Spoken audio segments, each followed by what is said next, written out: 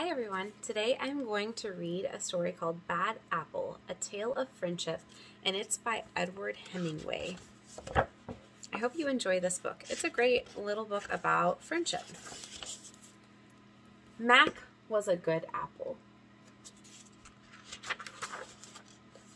He shared his toys with other apples. He helped Granny Smith pick up after art class. And he loved to dive fearlessly into the watering hole. On a sunny day, Mac could bob for hours. Have you ever been bobbing for apples? On cloudy days, Mac would search for the perfect pillow of green grass and take a long nap. In his dreams, it was always sunny. But one day, as Mac lay sleeping, it began to rain.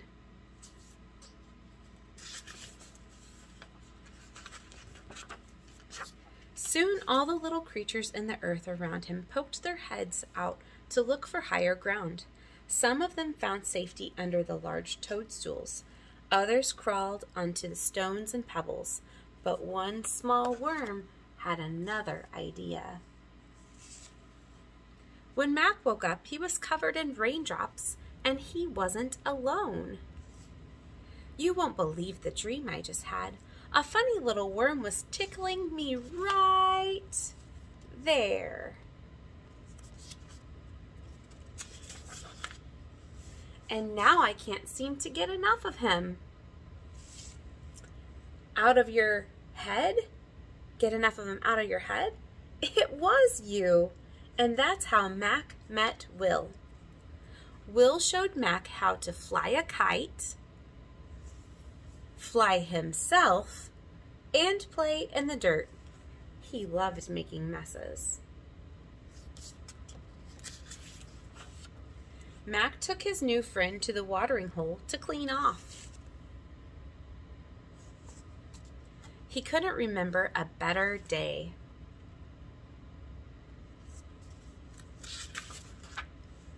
Until he took Will to the orchard. Look at Mac. He's got worms. Mac's a rotten apple. Oh no, the other apples are being so mean. And look at Mac's face over here. I'm not rotten. The worm, Will says, quite sweet, actually. So they left. Will cheered Mac up by reading aloud from some of his favorite novels. He was a bit of a bookworm. Mac liked the adventure stories the best. You see him in his astronaut suit. He also liked it when Will finished his sentences for him. The most exciting part is when the pirates find the treasure in the dirt. They both agreed on that part. But the next day, it happened again. Ha ha! It's the bad apple. Ooh, worms. They're still not being very nice, are they? And no one in the orchard would play with them. Not even the crab apples. Bad apples. Crab apples can be so mean. Little crab apples are being mean. That night, the two friends sat alone on the grass without saying a word. There they are in the moon. Sitting there. In the morning, Will was nowhere to be found. But he left him a message. It says, "You are a good apple." He drew him a little tiny picture too. Mac went back to playing with his friends, his orchard friends, diving fearlessly into the watering hole and painting in Granny Smith's class. But he still looks so sad, doesn't he?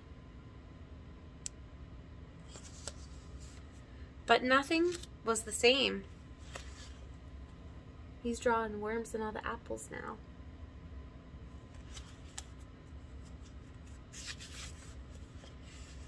There was a hole in Mac that he couldn't fill. Not a big hole, just a teeny tiny hole.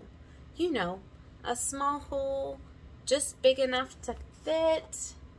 What do you think he's gonna say? and nobody finishes his sentences. He's so sad, the watering hole.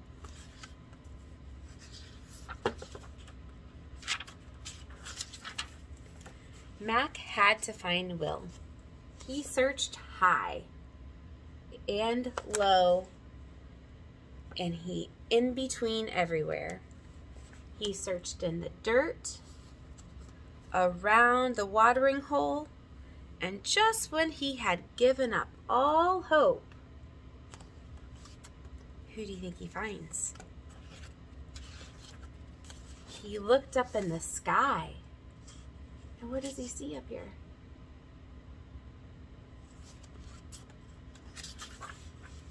And he tracked him down, didn't he? Because look who he found with the kite.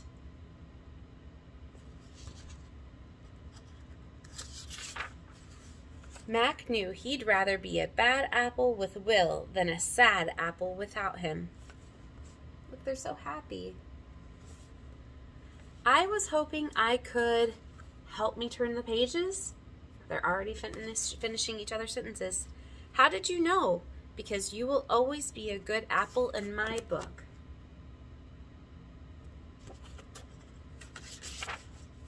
Good and happy. And there's nothing bad about that.